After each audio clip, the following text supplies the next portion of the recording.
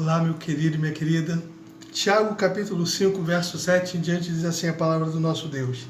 Sede, pois, pacientes, irmãos, até a vinda do Senhor. Eis que o lavrador espera o precioso fruto da terra e o aguarda com longa paciência até que receba a chuva no outono e na primavera.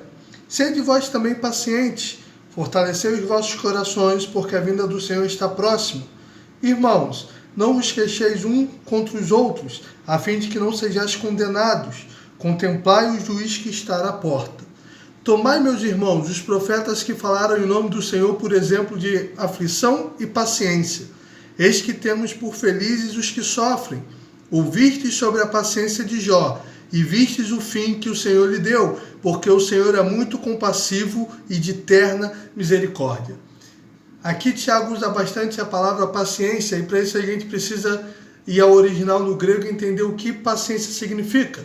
No grego, a palavra usada aqui, traduzida por paciência, tem o significado mais associado a resistir, ser perseverante e dar continuidade, ser contínuo. E ele começa dizendo, sede, pois, pacientes, irmãos, até a vinda do Senhor. Nós aguardamos a vinda do Senhor e nós devemos fazer isso com paciência, não no sentido de inércia, de viver a nossa vida normalmente esperando a volta do Senhor, mas que nós devemos ser perseverantes, que nós devemos resistir, que nós devemos dar continuidade e fazer a obra do Senhor e estarmos na situação que o Senhor nos colocou. Que até a vinda do Senhor nós devemos ser constantes. Nós não fomos chamados para vivermos oscilando, mas devemos estar no centro da vontade de Deus, devemos perseverar, devemos aguardar com paciência, ou seja, perseverando e cumprindo o nosso chamado. Não é tempo para nos omitirmos, e nesses dias maus, mais do que nunca, nós devemos ser luz, nós devemos perseverar em fazer a vontade do Senhor. E por isso aqui Tiago dá um exemplo maravilhoso sobre isso, ele fala, eis que o lavrador espera o precioso fruto da terra e o aguarda com longa paciência. Ora, para você colher algo, você precisa plantar e algumas sementes demoram anos para que possam dar frutos. Porém, aquele que planta, ele simplesmente não fica inerte, mas ele prepara o terreno, ele planta a semente, ele vai cuidar da semente, ele vai regar para que aí venha um tempo de colher.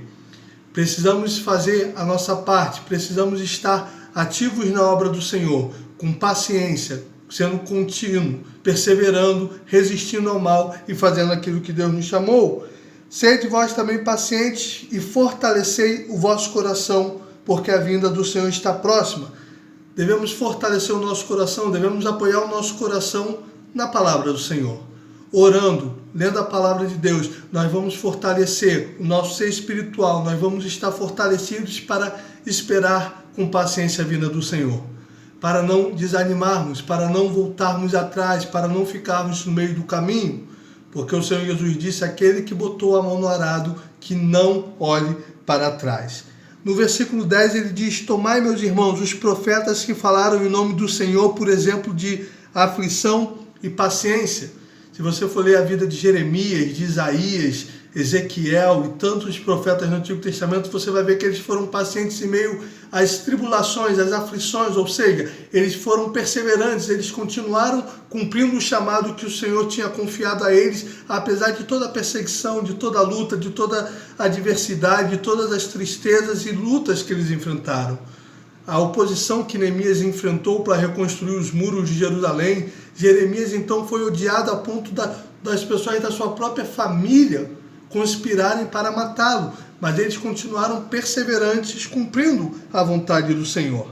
E no versículo 11, Tiago termina dizendo, eis que temos por felizes os que sofreram, ouvistes sobre a paciência de Jó, e vistes o fim que o Senhor lhe deu, porque o Senhor é muito compassivo e de terna misericórdia.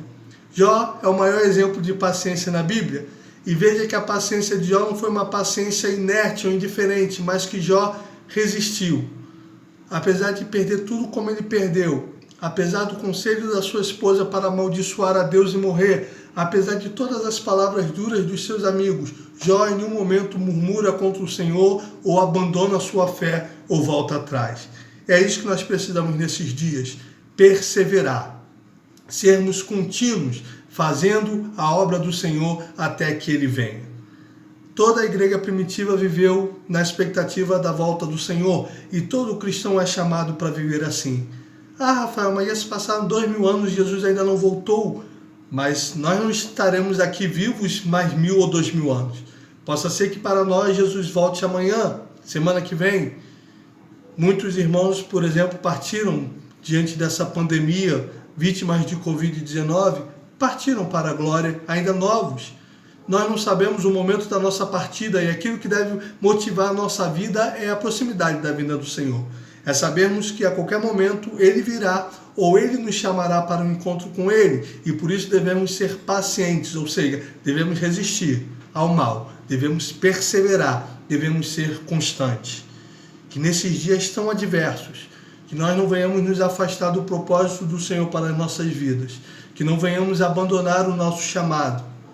Nós não fomos chamados para servir ao Senhor por 1 ano, ou por 5 anos, ou por 10 anos. Nós fomos chamados para servir ao Senhor, para resistirmos, para sermos contínuos até o fim das nossas vidas. Até o momento que o Senhor nos chamar, nós devemos combater um bom combate, completar a carreira e guardar a fé, assim como fez o apóstolo Paulo, assim como fez os apóstolos e os profetas do Antigo Testamento. Nós não fomos chamados para servir ao Senhor por um curto espaço de tempo, querido, mas para servirmos até o fim. Que nada nos tire dos caminhos do Senhor, que nada nos desvie do propósito e do objetivo ao qual Deus confiou nas nossas mãos, que nesse tempo de pandemia, de crise, de dificuldade, não venhamos nos afastar do Senhor, não venhamos enfraquecer na fé, mas que venhamos fortalecer o nosso coração, sabendo que o Senhor está cada vez mais próximo de vir buscar a sua igreja, ou que de qualquer momento estamos cada vez mais próximos da nossa partida. A cada dia que vivemos é um dia menos nessa terra e a certeza que em breve Jesus virá para nos buscar. E essa é a promessa mais gloriosa que temos. Essa é a nossa maior motivação. Nada neste mundo deve nos motivar mais do que isso, porque tudo vai ficar. Quer sejamos ricos ou pobres, quer tenhamos muitas coisas ou poucas coisas, quer tenhamos saúde ou vivamos enfermos, a qualquer momento nós iremos partir. E o mais importante para nós é a vida eterna com Jesus, a qual Ele nos prometeu. Que possamos fortalecer o nosso coração, que possamos perseverar, que possamos ser pacientes. Romanos 12:12. Alegrai-vos na esperança, sede pacientes na tribulação e perseverai na oração. Esse é o nosso propósito, esse é o propósito de Deus para nós e essa é a nossa vocação.